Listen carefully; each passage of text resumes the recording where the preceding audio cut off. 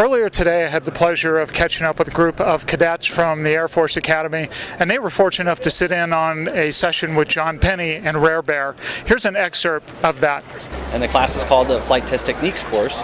And what we do is we learn a little bit about theory and aircraft and stuff. These guys have been learning about airplanes their whole 3 years prior as aero engineers.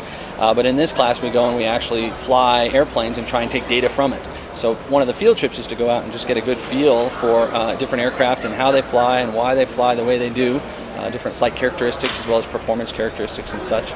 And so this is a great learning lab for us. We can come here, we can take a look at all the different airplanes and what they've got going on as far as different control techniques, different engines, their speeds, and right here we get into propeller performance and brake horsepower and propeller efficiency and things. So it's just a great learning lab for the cadets.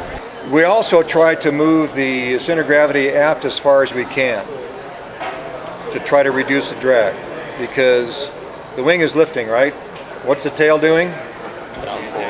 Going down. So when the center of gravity is forward, the balancing tail load is we run so aft, and when we're fully loaded with nitrous oxide and everything. I had one year, it was 1986, when we had 200 pounds of nitrous oxide on board, and I was unable to, when I turned the system on, the engine started shaking, because what happened when we got that nitrous on, we increased the BMEP in the cylinder to a much higher level. Anybody heard the phrase BMEP, brake mean effective pressure?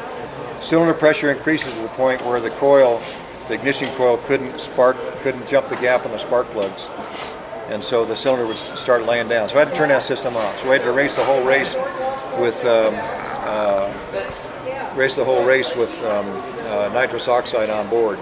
So every time we roll into the turn, we get about 5 pounds of aft stick pressure from a neutral chem point.